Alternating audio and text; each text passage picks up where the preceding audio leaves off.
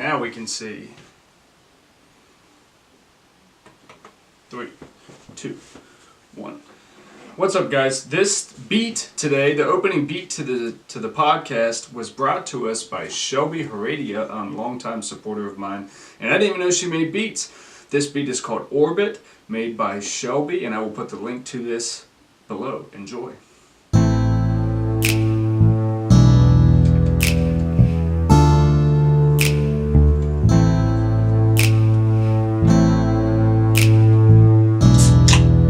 Timed it. If you guys heard that. That's how my Euromate crashed. Nice to be in orbit.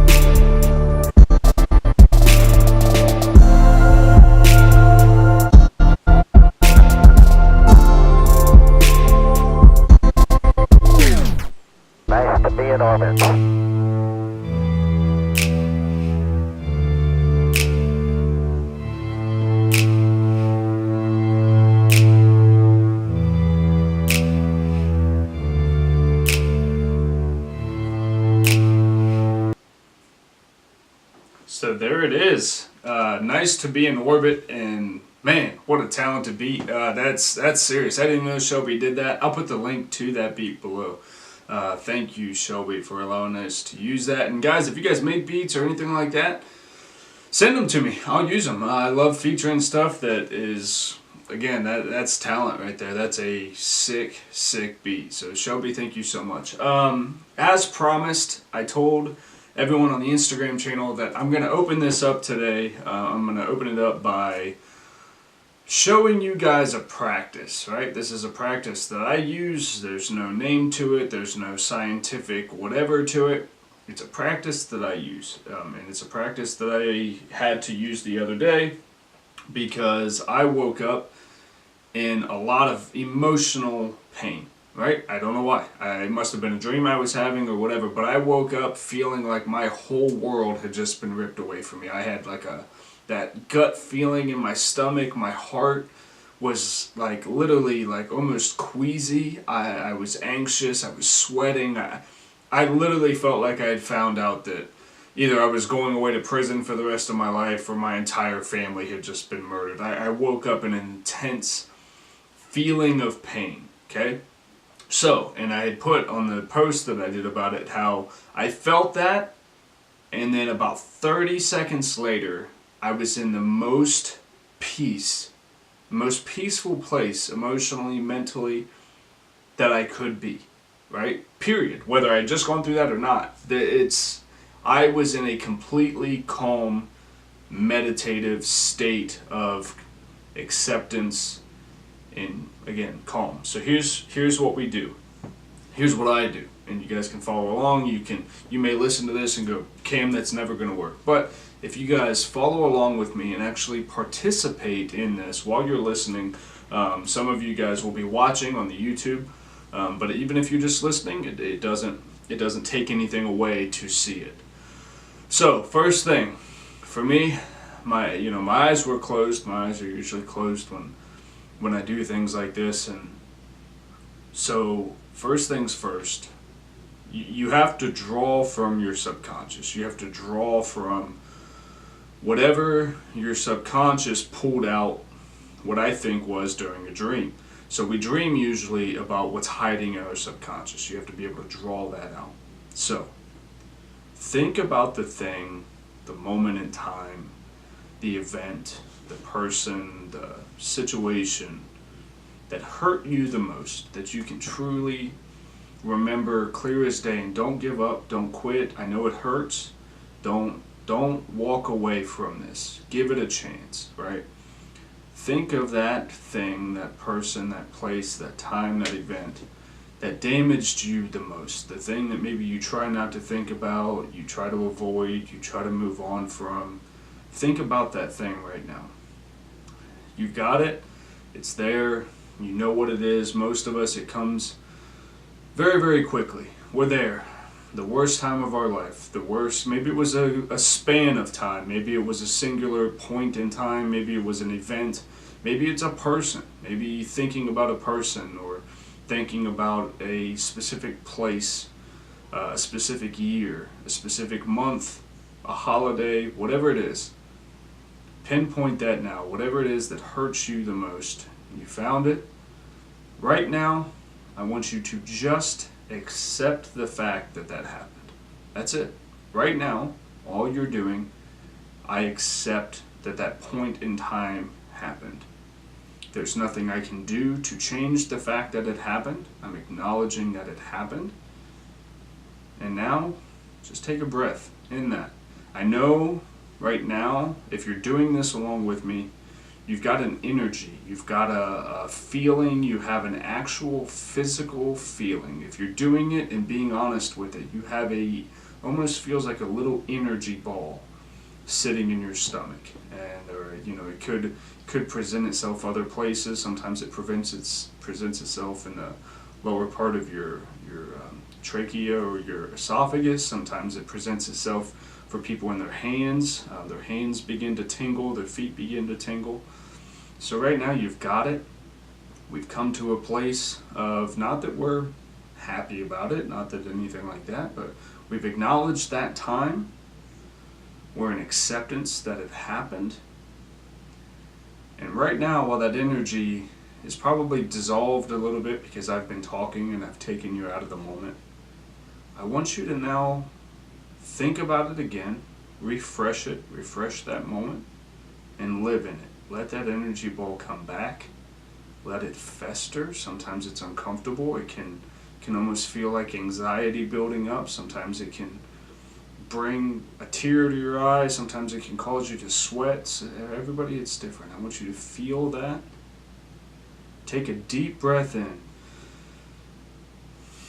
Blow it back out. And here we are. Here we are on Sunday, January 13th. My time, it's 2:07 Central Standard Time. And you have made it however many days since that event, since that time, since that whatever. You're here. You're alive. And now we're going to take a minute to be grateful. I've come to accept the time in my life that hurt me so badly. I've come to accept the feelings that sometimes that brings up, that energy ball of we don't really know what. Sometimes it changes, sometimes it's anger, sometimes it's anxiety. We're gonna accept that. We're not gonna fight it, we're not gonna anything. We're gonna accept that it's there. And now we're gonna take a moment to be grateful. I am grateful that I'm here with you guys on this podcast, Sunday, January 13th, at 2 o'clock in the afternoon. I have my health. I'm grateful for that time. Without that time, I would not have learned the life lessons that I would have had to have learned to even start this show. I wouldn't have learned the lessons in life that have brought me to help as many people as I've been able to help through this show. And I would have never had the great things in my life had I not survived that moment. Without that moment, I wouldn't be who I was. I'm not saying that if I didn't have the power, that I would not have made that moment or your moments in your life easier for you. I wouldn't have taken them away if I could, because I would always want to stop anyone's hurt. And there are things that people struggle with that are immensely emotionally scarring and painful. But I'm grateful for you. I'm grateful that you're here. I'm grateful that you're listening. I'm grateful that you chose to keep fighting. There's always the option, when we think about our tough times, that some of us, we thought about cashing out, tossing in the towel, saying, this is too big for me. I can't walk around with this. I won't survive. This feeling is too much for me to handle. I'm grateful that you're here. I'm grateful that you made it. I'm grateful that you decided to fight. And I'm grateful for the person that you are, that made it through that and is continuing to make it through it every day. You are stronger than you know. And you have people that are really, really rooting for you. And that's the practice that I go through. When the worst times of my life come to be, that's what I have to do. And sometimes, I've been doing it for years. It's nothing eccentric. It's not something that I would write down and sell to people as a self-help practice or coach or whatever, but it's a practice that I've found works for me. Every single time I get that ball of energy after being hurt strongly emotionally. Guys, I love big and I hurt big. That's just who I am as a person. When I feel big. So every time, what keeps me in a healthy headspace is I have to allow myself. Sometimes I have to speed it up. It starts by acknowledging this is what's causing it. This is what triggered that feeling in me. Excuse me. This is what triggered that feeling in me. Okay. I accept it. It's there. Right? Now I'm in a place of acceptance. That energy ball, I can feel it. Usually for me, it's in my stomach. I feel that sense of uncomfort and fear and worry and anxiety and regret. All of that makes up that energy ball. I accept it. And now I choose to be grateful for who I am today, where I am today, the things I have, and I'm now grateful for that time. As terrible and awful and miserable as it was, I'm grateful for that time because it made me who I am today, and I wouldn't be who I am or have the mindset that I have without that time. I would be a very different person if that time would not have happened. As terrible as it was, that made me who I am today. Did I deserve it? No. Did anyone else involved deserve it? No. Does anything warrant something along whatever your event is happening to a human being? No. But it's a part of your story. It's a part of your life. It's made you who you are today. And let me tell you what, who you are listening to this show is a fucking badass. You are a fucking badass. And I don't say that to just anybody. If you're listening to this show, you know what it is. You know that we're going to get deep. You know that we're going to talk about life's struggles and life's whatever. We're going to lighten it up too, and we're going to have fun. But you came here willing and able and ready to invest in your mental health. That's why most people come here. I'm not super funny. Most people don't come here for the humor. Most people probably don't like the sports talk that I do. But, we're going to do that. But you guys came ready. Ready to be better. And for that alone, you're a fucking badass. And if you made it this far, you've already made it, 12 minutes in or wherever we're at. I'm recording on a different channel, so I don't actually have the time that we've been rolling, but you've made it this far and you didn't turn it off when things got hard, and for that you're a fucking badass. And I want to welcome you to this episode of the Road to Redemption podcast. As always, it's your boy Cam. We're here. We're in the motherfucking house. What's happening? I hope you guys, if that works for you, and if you gained anything from that, that's what I do. Again, sometimes I have to get up and I have to get ready for work, and I don't have 15 minutes to sit, close my eyes. Sometimes I have to go through that process in 30 seconds. Sometimes I have to go through that process in a minute. Depending on what life is presenting me when my emotions happen, dictates how long I get. But still, the key to it all is ending it with a state of gratitude for being now. I'm not grateful for what's to come. Nothing. I'm grateful for now. I'm grateful for the breath that I'm breathing. I'm grateful for seeing the light, feeling the trees, seeing my family, having the family I have. I'm grateful for that. That's where you always have to end it.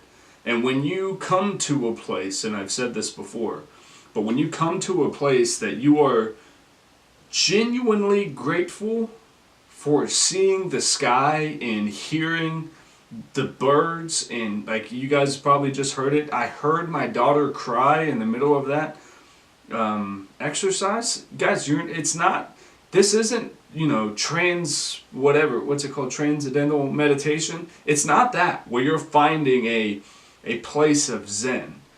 You may have to do this sitting in your office with people talking and stuff. I heard my daughter cry, and I was even more grateful. Because without that time in my life, without those exact seconds of miserable time that I went through, my daughter wouldn't be here. So, I want to thank you guys. And the other thing that I think it's important to mention when it comes to all that kind of stuff and dealing with the terrible times in our lives, one thing that I think a lot of people really, really struggle with, and I struggled with for a long time, is, so I had a choice to make. Everyone told me for a very long time who I was and what I would be and what my life would probably look like because of who my dad was or where I came from or what city I grew up in, what degree I had or didn't have. I was told a lot of stuff. Well, you come from a place that, you didn't have a great relationship with your father, your mother worked a lot, you bounced around to different houses. People wanted to... It was like they acted like they were doing me a favor by handing me this victim name tag that I got to wear. Hey, you've suffered enough, and people told me, right? I didn't have a choice in this. People told me, you as a child went through things that were traumatic. I didn't get to be the judge of that. I still tell my parents to this day, I don't feel like my childhood was so traumatic. Yes, I went between homes and my parents were divorced and my parents didn't have a good relationship and there was a lot of anger and animosity between them, and I practically lived with my best friend for most of my childhood. I learned now, we got and lost houses when I was younger and stuff like that, things happened, but people tried more to tell me that it was okay and that I was allowed to be a victim now, that I was the victim of these circumstances. So I played to that because I knew that people would feel bad for me and people would do things for me and I used it as a tool of manipulation until I was 17, 18 years old, and I used them to mask my character flaws. I was like, I know I have these issues, but it's because of my dad, or and it's not. So what I want to encourage you guys today is who you are up until the point of 18, 19, 20. even 21, you know, the things that happen to you, those aren't tokens that you get to put in your pocket and pull out anytime life doesn't go your way, or anytime that it comes a place of growth or self-development. You don't get to pull those out and go, well, I'm this way because this happened to me. That doesn't. You can. You absolutely can. That's your right if that's the route you want to take. But I'm telling you, I took that route for a very long time, and I have people in my life who are still taking that route, and I'm telling you, it doesn't work. Because the truth of the matter is, nobody really cares. And I know that sounds harsh, but it's true. Nobody really cares. Okay? And I don't say that to be an asshole, but it's the truth. People may feel bad, and they may give you sympathy, but do you really want people's sympathy? How many of your bills can you pay with sympathy? How much progression can you get in life from sympathy? But, caveat, how many of your bills can you pay by acknowledging, accepting, finding a place of gratitude, and then working your ass off to make your life better than what it was back over here? You can pay some bills with that. How many lives can you change by beating those odds and setting an example for people who are currently, right now, dealing with the situation that you've already dealt with, overcame, and are now working through or have worked through? You can change some lives there. Your upbringing, the negative circumstances that have happened in our lives don't warrant us to live that life forever. It doesn't warrant us to be damaged and broken for our entire lives. When terrible things happen, people will give you X amount of time that they think is acceptable, but then they're going to tell you, hey, it's time to move on. And once it's time to move on to them, you'd better be ready to move on. So the hard part of life is coming to that place first for ourselves and going, I'm moving on. Not because I forgive this person or not because I want to act like this didn't happen, but I'm moving on because I'm not stopping my life at my bad point. I've struggled. Everyone who's been great has struggled, and usually struggles hard, right? But that's not the end of my story. The end of my story comes from persevering and being a bad motherfucker. I'm a bad motherfucker. All the worst days in my life couldn't break me. I'm talking for myself and I'm talking for you. I look physically right now into a camera lens, but I can almost see the eyeballs of some of you. I can feel you here in the studio with me. That's why I love this show. Because I'm talking to real people who I've encountered, who I've spoken with. And they told me their stories, and I'm talking directly to you. You are a bad motherfucker. The terrible shit that you've gone through in your life didn't break you. Couldn't break you. You're still here. And now you're listening to this podcast to be better? You're a bad motherfucker. And I want you to know that. You're not a victim. You're not whatever. You're a bad motherfucker who set out for greatness. When I say greatness, your life down the line is about to be so much better than what you could even fathom it to be. Hang in here with me. Keep rocking with me. We're going to get there together. But know again, you're a bad motherfucker. And your upbringing does not warrant you to be a victim for the rest of your life. And nobody owes us shit because bad stuff happened to us. We're not entitled to shit because bad stuff happened to us. We're a bad motherfucker who's going to keep it pushing and get better and earn what we get. Because we all know that things given to you aren't worth a damn. But when you can walk out and get what you get because you made that money or you put yourself in that opportunity, you got what you got. Nobody gave you that because you went through something. You beat that and then you got it your damn self. That deserves a golf clap. Golf clap for every one of you. Man, I'm proud of every single one of y'all that show up here and are really dedicated to working on yourself. And I'm gonna say it again. I've said it a few times, but man, you're a bad motherfucker, and I appreciate you. And I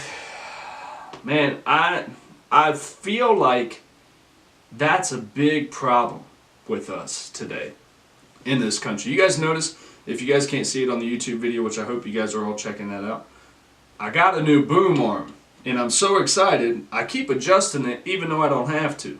It's fine where it's at, but I keep playing with it. I just like it. I like being able to move it. Yeah, I think for real that's a big part of our problem here in this country is we're allowing people to rest on their bad times. That's what's making the younger kids below us, or even the adults around our age. I'll be 27 next month. I know I'm getting old. We're letting people wear their miseries and their sorrows and their struggles as a name tag on their shirt. I used to be in this performing arts group where we did dances and plays and stuff. And one of the plays we did is they played the song "Bring Me to Life" by Evanescence, and it was a Christian related thing. So they had like God over here, and they had the Grim Reaper, the devil over on this side, and I was the character, funny enough, who was drunk. Right, I was drinking, and so I would the main character was a girl. She was a young girl, and like I think she was supposed to be a teenager for the play. And like I would go up and hand her a beer, so I got her into drinking, and I was the drinking temptation. But mine said alcohol. Someone else come in and said like rape. There was another one that said drugs. There was another one that said poverty. They said bad shit, and we had it literally across our chest. But we're actually doing that now. We're taking the most fucked up things that happen to us, and we're allowing ourselves to wear it as, hey, this is who I am. This is my identity. My identity is what happened to me or the struggles that I went through. Now, my show is called My Road to Redemption. I've spent 65 episodes really telling my story. And like I said, now, and I said it on the last podcast, the story's been told. Now it's about let's move us forward. I'm not wearing those titles across my chest anymore. I'm the person who's moving forward and taking people with me down this road. I was at a crossroad. I've turned down the street now. And the reason that a lot of people are soft, or the snowflakes, or whatever people want to call them, I don't believe in doing that kind of shit to people, but it's because we allow people to rest on their misery. We allow people to self-identify and make an identity out of the terrible things that have happened in their life. And coincidentally, that's what happened with the Louis C.K. thing. Not the part where he was like masturbating in front of people, but in the most recent Louis C.K. outrage, people got upset because he was like, why should I listen to these kids that were in like Columbine, and I feel terrible. I forget the most recent school shooting. It was a high school, not Sandy Hook. There was another one. He was like, why would I listen to a kid on the internet complain? They're complaining about life because they were in a school shooting. They were in a school that got shot up. And again, now he was very early on in the joke, and this is probably going to be controversial to some. But I actually told my wife, I said, I kind of agree with what Louis is trying to say. Louis is trying to say, you don't get to now put this backpack on of I was in a school shooting and run with that for the rest of your life and turn that. Obviously, going to use that as he's trying to find humor in it, and some people are like, well, that's not something that should be laughed about or mocked. Okay, you know, everyone has the right to their opinion on that one. But what Louis is really trying to say is that it's just not healthy. It's not good. You know, you can tell your story. Everyone should tell their story. I think that's why social media is so great, is because everyone can tell their story. But if you stop at the part of, okay, this is where well, this happened to me, and then you just keep going on that, well, now you're capitalizing on catastrophe. When are you going to bring people out? Are you going to bring people to the other side? Are you going to help people? Or are you just going to capitalize on catastrophe and make your bed and fluff your resume for your entire life because you were in a terrible situation? That applies to all of us. That applies to all of us. So again, and a lot of comedians have said it, but like, I don't think it's right for people to record comedians while they're working bits out. I don't think that's right, because again, Louis was trying to get to something. Now, again, whether you think Louis C.K. is funny or not, I'm not here to debate that. That's personal preference. But as a comedian, and I'm a comedy junkie, I love comedy. I don't think I've seen comedians where they're working bits out and it's awful in the beginning and then it polishes and they get what they're trying to say. Some comedians write on stage. They have an idea, they start saying it, and I mean, guys, I have 65 episodes. I'm sure I've said shit that people are like, "Cam, that was asinine. That was completely asinine." And then I kind of work through it and I keep talking, and that's what this platform is good for, because I don't have a time restriction.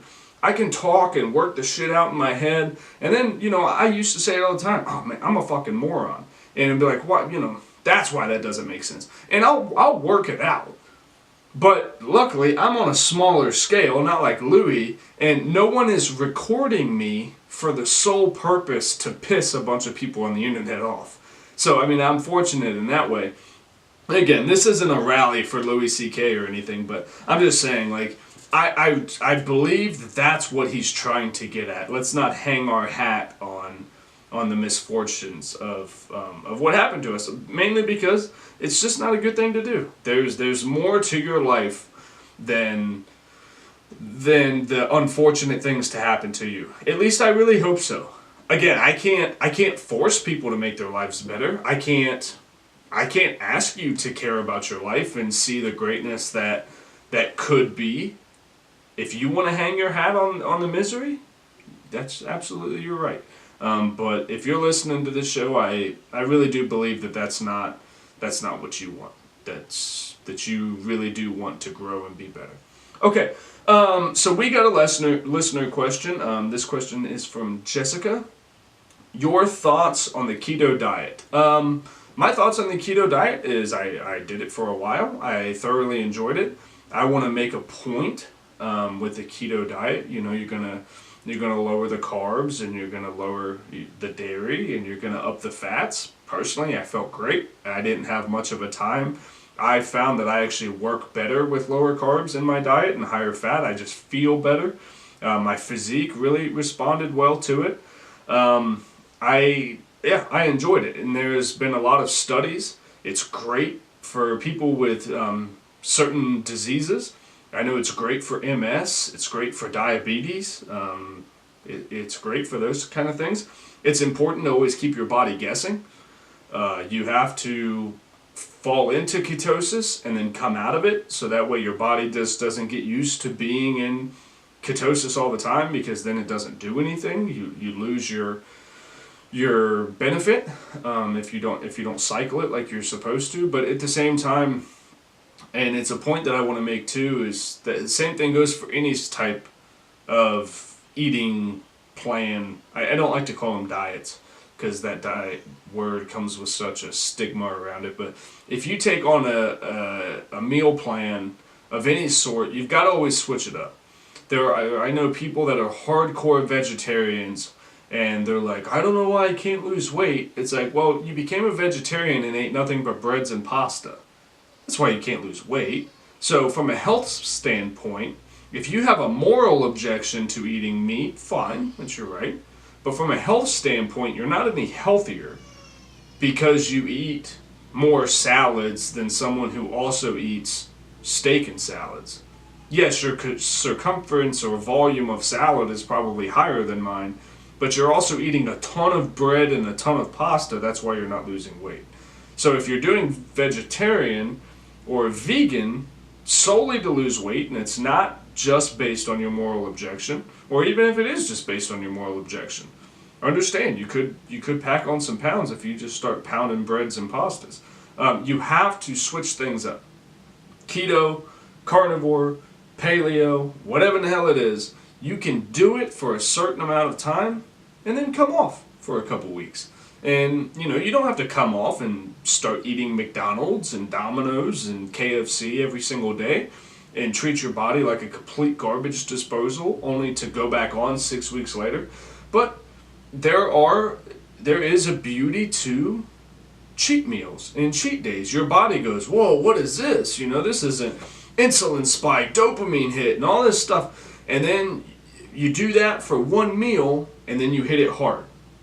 You hit your diet hard again, or you hit your meal plan hard again. And then your body goes, whoa, what the hell was that? What did we just do over here? Wow, I like this. I feel better with this. This over here, the Waffle House that we had on Saturday morning, that shit was wild. It was a lot of fun, but I felt like shit afterwards. Oh, what's this? Broccoli and chicken and red meat, healthy red meat, hopefully organic and lean meat. Okay, I like this. This shit's fueling me up. But then you throw that shit a curveball and you get the Denny's double stack, the Grand Slam or whatever they call it. I don't go to Denny's, but I'm a Waffle House kind of guy.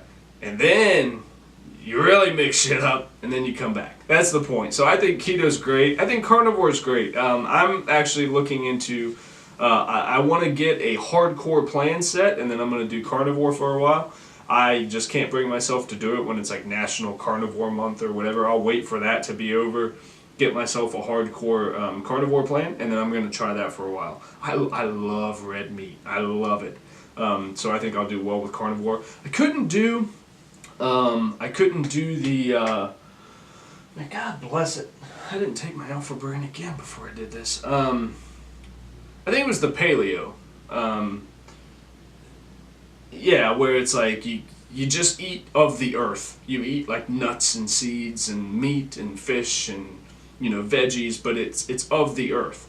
So there was a lot of things that I really enjoyed that were kind of outlawed on the and people are screaming into their phones right now because they're trying to tell me which one I was attempting. I'm pretty sure it was paleo, but like you couldn't have like peanuts, which I thought was weird because peanuts grow. So why you couldn't have a peanut, I didn't really understand. But that one I didn't enjoy very much, only because I'm not going to live a life that I don't enjoy. There was enough. I look at every meal plan and go, okay, I'm not doing that. That doesn't make sense. That's a healthy food, and you're telling me just because of this meal plan that I can't have it? Nah, get fucked. So again, to answer your question, Jessica, I think keto's great. Just do it the correct way. Find someone who's done it and been there successfully and come out and knows about it and has done it for longer than 6 weeks, and ask them kind of what worked for them and go from there. Current events. I want to start off by Polyana Viana. Polyana Viana is a UFC fighter. A lot of you guys probably saw this. Someone attempted to mug her. I'm going to take a Rubbermaid break real quick. No, I can't get it in my mouth. YouTube's watched me spill yerba mate all over myself twice now. Polyana Viana I think she was in the UK, and some guy came up to her and said, do you have the time, I guess? And she pulls her phone out and goes, yeah, it's whatever, and tells him the time, and he goes, Give me the phone and don't make a scene. I have a weapon. Palaviana is a UFC fighter. Pretty sure, I think they said she was a bantamweight or something like that. She's a smaller woman. Threw a couple strikes, threw a leg kick, got the guy in a rear naked choke, choked him out, and he says, she sat him down and said, now we're just going to wait for the police to arrive. And tore dude's ass up. Fucked him up. Palaviana, good on you. Guy that tried to mug her, be better. That's the breaking news. I'm so glad. I think every person should train in jiu-jitsu and know how to defend themselves. But women especially, you should know, because guys are fucking assholes. And the guys who are super fucking assholes and will try to do something to you because they think they can overpower you, show those motherfuckers who's boss. Just like Pollyanna Viana did. Next up, Jeff Bezos and his wife are getting a divorce. Sad day in the Bezos house. They said that they're still friendly, and they just realized after 27 years of marriage, they just wanted to be friends and they wanted to move on. It looks like Jeff Bezos' total net worth is like $137 billion. They will, from what it looks like, in the state that they live in, being California, when you divorce after so many years, it's a 50-50 split every other way. I've heard some mumblings that they've agreed to be great friends and they're not going to do the exact 50-50. Jeff Bezos' wife was there from the beginning. She's an author. I think she's successful, but she's not as financially successful, obviously, is the richest man in the entire world. Jeff Bezos, for those of you that don't know, he's the CEO of Amazon, the richest man in the world, $137 billion as his net worth. Again, cut that in half. I don't know what 137 billion cut in half is, but it's still a couple billion. He's still okay. He's still going to be just fine. You cut that in half, and maybe now he only has to donate a couple million to a few charities every year for tax reasons. Jeff Bezos is going to be fine. I actually like it. I like to see it. These are two people that can live whatever life they want, and they looked at each other from at least the PR letter that they sent out. It was like, look, man, it's all fucking love. We love each other. We got 2 great kids. We're great friends. We're still going to be great friends. We just don't want to be contractually obligated to be around each other anymore. So, you know what? We're freeing each other. We're going to go do what we want to do. Respect, man. Live your best life. There is no be better in that one. You guys are already being your best selves, and kudos to you on that. Next up, the next current event that we have. I am breaking out. YouTube, if you can see this, my face is breaking out pretty good.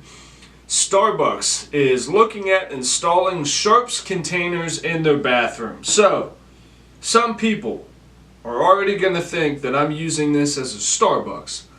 Be better, but I'm not. Starbucks. I'm freaking proud of you, even though your coffee is shit. I'm proud of you, man. People right off the rip are like, well, they're doing this because there's heroin and there's this. There's also diabetes, and there's also people that need to take medications. And it's not just heroin that is shot into someone. I'm on testosterone therapy. I don't know when it would warrant me to ever give myself my medication injection of testosterone and HCG in a Starbucks bathroom, but hey, if it did, I have a place to properly dispose of my needles. I don't have to do something which is illegal and toss it in a trash can, or I don't have to wrap it up and carry it in a napkin until I can get to my sharps container. It's there. It's there. And yeah, I don't see anything wrong with that. And hey, worst case scenario, you got someone that's shooting up the heroin, and they have a sharps container to put it in. So then, and the whole thing started because Starbucks employees were complaining about potential sticks. They were finding needles in the bathroom and stuff, and they don't know. Most people nowadays are going to assume that it was used for heroin. Again, people have diabetes and shit where they use them. And again, if there's no sharps containers around, some people will be irresponsible and they'll toss them in the trash. It's not right, but it's the way that it's going to be. And I agree. Those employees should not have to worry about cross-contamination when they make, not that just because they make so little money, but they're not in the medical professional field. They don't sign up when they work at Starbucks to get stuck by people's fucking needles. And guess what else? Starbucks can afford it. So slap a Sharps container in there. Worst case scenario, dude goes in, shoots up heroin, drops it in a Sharps container, and Starbucks pays a service to come pick up their Sharps container. I see nothing wrong with it. Starbucks, way to go. Proud of you. As much as it pains me to say that, this one was pretty neat. If you guys haven't seen it yet, I'm going to play it above us. There was the video. Actually, I'm going to pull it up right now. There was a video of freaking, lions. There was a video of lions, literally, I can't pull it up right now, but we'll get it, of lions walking down the street. I don't know where this was. I'll insert it above me or beside me. Literally walking. These people are filming it, and they're not on safari. I don't know. They're on a hardball street. I don't know where they were. And it was like 4 or 5 freaking lions that are like walking right around, and you can see the lead lion is like really checking shit out. He's kind of looking like, he's got his sights set on something because they don't break stride at all. They're fully focused. But I would need a new set of drawers. If a fucking lion, and guys, I'm trying the no negative self-talk and the you speak things and you think things into existence. I'm not that strong. If I see 4 or 5 fucking lions walking at me, I'm going, I have the worst luck in the world. This lion is going to decide that something about me just smells right, and he's going to try to get into my car, and this is how it ends. That's where my mind's going. With these motherfuckers of the lions that are walking by me, wherever y'all live, time to move. Time to move. I'm gone. Bye. Bye. Try that. What is it? Canada? I think it's Canada or Antarctica maybe. They were saying that sometimes you just walk down the street and a polar bear is walking. It's got to be like Antarctica or something, or Alaska. Maybe it's Alaska. And I don't think it's a polar bear. I'm showing my knowledge. They'll be like, sometimes you walk down the street and a bear walking down. You're like, move then. Time to move. Because I'm not going to stroll out of Whole Foods with my yerba mates and my lean ground beefs and having myself a positive day, take a left, and be staring down a bear. Bears are my favorite animals. Don't want to meet one in the middle of the road. Time to move. Bye. Next. Next thing's next. I don't know why it won't stay up. Lil Uzi Vert says that he is done with music. Lil Uzi Vert. Sir, for that, we thank you. Thanks. Because guess what? You trash. Garbage. Bad music. Not talented as far as being a rapper. Guess what? Don't care. Bye. You can take Lil Xan and Lil Pump and all these other Lils with you. Take them. I think Lil Xan said he's gone too, thank God. But, again. One that I was going to touch on, kind of left it alone, didn't write it down, saw it again. Logan freaking Paul got himself in trouble again because he said he thinks he'll go gay for the month of February, and the LGBTQ community is all pissy at him because you don't choose to go gay. It's either who you are or not. The one and only Be Better I have. Logan Paul, first off, dude, be better. Come on. Come on. Like, you've already been in trouble multiple times with, you recorded yourself in the suicide forest while you were in Japan. You got shit for that one. He did something else that got himself in trouble.